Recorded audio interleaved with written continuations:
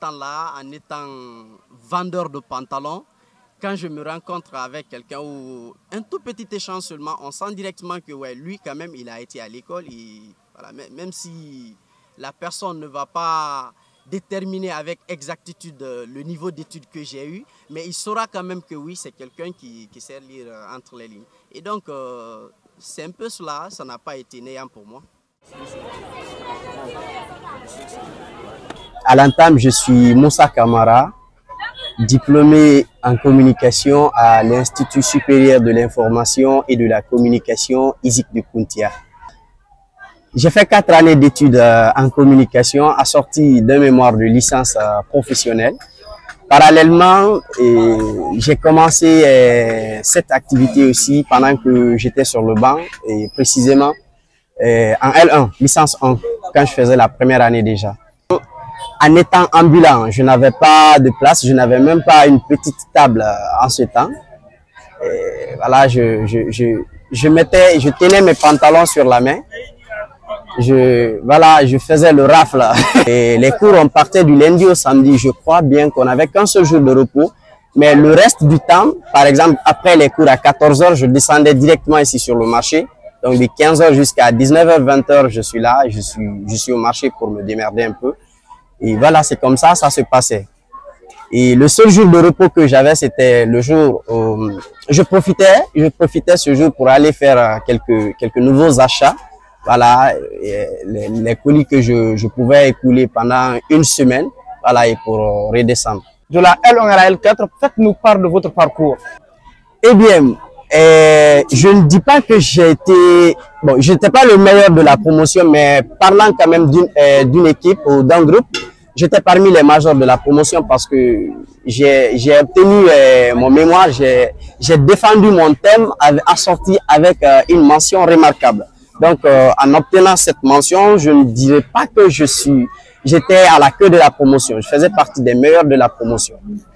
Pourquoi est-ce que vous avez décidé de revenir dans ça directement au lieu de partir taper à des portes? Ben, c'est parce que j'ai commencé à taper à des portes avant que je ne finisse le cycle universitaire. En 3e année et 4e année, en cherchant des petits stages. Mais bon, comme on peut le constater, c'est pas du tout facile de décrocher l'emploi dans ce pays. C'est pas du tout aisé. Et en n'ayant pas un emploi adéquat à ma profession, adéquat à mon programme d'études, ou peu importe l'emploi, je ne pouvais pas rester à l'attente d'un emploi qui je ne sais pas quand ça va venir.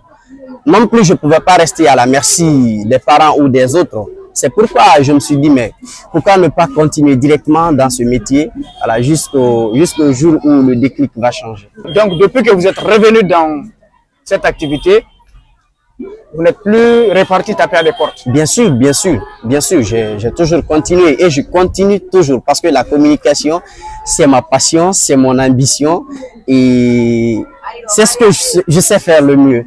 Malgré que, même si plutôt, je veux dire, par endroit, ce métier aussi est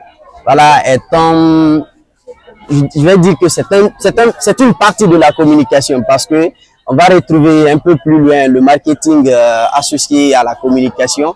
Mais la communication en tant que telle, professionnellement parlant, je continue toujours à chercher de l'emploi. Je ne vais pas abandonner, je ne vais pas laisser comme ça. Est-ce que vous parvenez à vous en sortir? Vous parvenez à joindre les débuts? Tant bien que mal, on parvient quand même à gérer. Vous savez, c'est pas du tout facile. L'exercice d'un métier, que ce soit la vente ou bien vous-même qui êtes journaliste, je pense que quand vous descendez sur certains terrains, vous-même vous serez déçu parfois, mais pourquoi je suis venu ici? Mais chaque étape de la vie constitue une école et chaque école nous donne une expérience. C'est pas du tout facile de gérer les deux bouts. Parfois, le stress du marché, l'humiliation, la relation clientèle, c'est pas du tout facile. Mais cela ne va pas nous empêcher de ne pas se donner à fond du métier. Donc, c'est un peu cela. Beaucoup de personnes pensent que les universités guinéennes forment des chômeurs. Êtes-vous d'avis? Pas totalement. Bon, certes, tout le monde n'a pas accès à l'emploi direct après juste la fin du cycle. Mais moi, je ne soutiens pas cette idée. Eh bien, même si l'emploi n'est pas totalement octroyé à tout le monde aujourd'hui, n'est pas totalement... même si la chance ne sourit pas à tout le monde aujourd'hui, moi je n'encourage pas les jeunes quand même à ne pas aller à l'école, à ne pas accepter de se former, surtout à poursuivre ses études jusqu'à aller au niveau supérieur. Moi j'encourage toujours les jeunes, acceptant de se former. C'est pas parce que moi je suis là aujourd'hui que voilà, je vais mettre en tête que c'est la fin de ma vie. Ah non, seul Dieu sait. Déjà je suis là et... Voilà, c'était pas la vocation, mais c'est juste un passe-temps. Donc moi, j'invite les jeunes à prendre les études au sérieux. Il ne faut pas qu'on nous regarde, il ne faut pas que nous soyons le miroir pour eux. Dire que moi je ne vais pas continuer à l'école, voici les Moussa Camara qui ont fini il y a telle ou telle année, jusqu'à présent ils sont dans le marché. Mais non, ce n'est pas ça. Chacun de nous a sa chance. La chance ne nous sourit pas à tout moment. Donc dans ce sens, moi j'invite les jeunes à prendre les études au sérieux, de doubler, multiplier les efforts, de serrer leur ceinture, accepter d'apprendre et toujours apprendre. Vous arrivez tantôt à usage de quelques théories de communication pour revendre. Bien sûr, la communication existe partout. Partout, même si en étant mécanicien, on communique. Et surtout, quelqu'un qui a appris les théories de la communication, laisse-moi te faire comprendre, laisse-moi te rassurer que dans n'importe quel endroit il se retrouve, mon cher, il va s'exprimer, il va faire croire à ses interlocuteurs qu'il a appris les théories de la communication. Et voilà. Je dirais que la communication, mon parcours à l'universitaire n'a pas été néant. Ça n'a pas été néant. Certes, je n'ai pas décroché un emploi adéquat à ce que j'ai appris, mais ça n'a pas été fortuit pour moi. Parce que même en étant là, en étant vendeur de pantalons, quand je me rencontre avec quelqu'un ou un tout petit échange seulement, on sent directement que ouais, lui quand même, il a été à l'école. Voilà, même si la personne ne va pas déterminer avec exactitude le niveau d'études que j'ai eu, mais il saura quand même que oui, c'est quelqu'un qui sait lire entre les lignes. Et donc, c'est un peu cela, ça n'a pas été néant pour moi.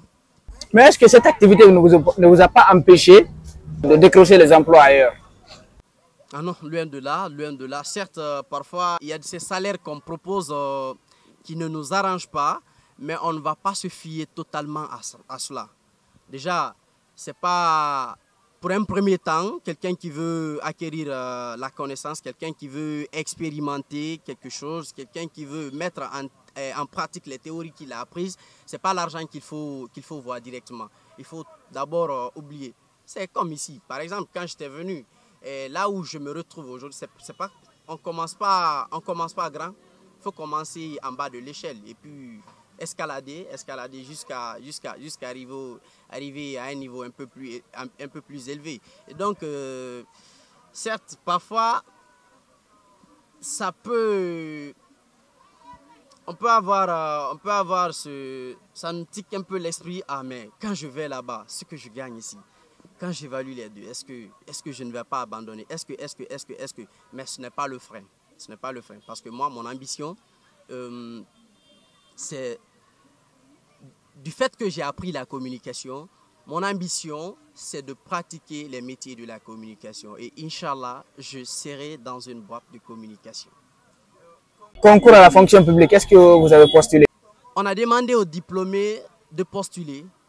Étant un diplômé, pourquoi ne pas tenter? Pourquoi ne pas postuler? Et d'ailleurs, voilà, c'était une occasion pour moi. C'était une opportunité pour moi encore de tenter ma chance. Malgré jusqu'à présent, on reste assoiffé de ces résultats-là.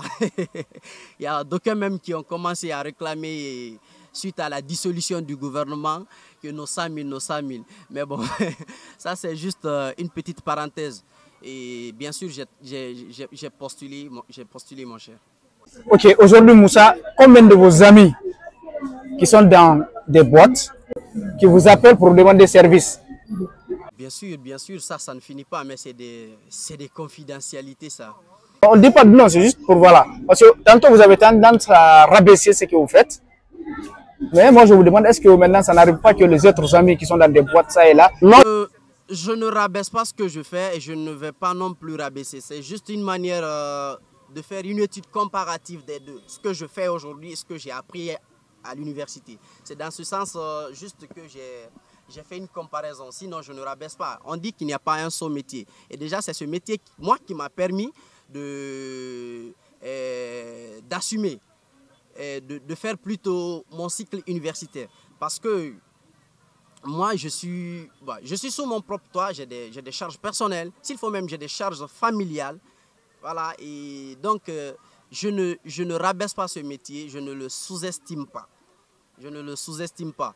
Et parlant de ce que tu viens de demander, bien sûr, il y a des amis qui m'appellent par-ci, par-là. Ça finit pas, ça finit pas. Ok, Moussa Camara, si les choses étaient à refaire, qu'allez-vous refaire? Si les choses étaient à refaire, j'allais encore reprendre la communication. La communication, c'est ma passion, mon cher. Je ne suis pas déçu parce que la chance ne m'a pas souri plus tôt aujourd'hui. Je continue toujours à avoir confiance en moi, avoir confiance en ce que j'ai appris, avoir confiance en Dieu. Et donc, c'est cela. Je référais encore la communication. Et cette activité? Parallèlement, si ça n'empêche.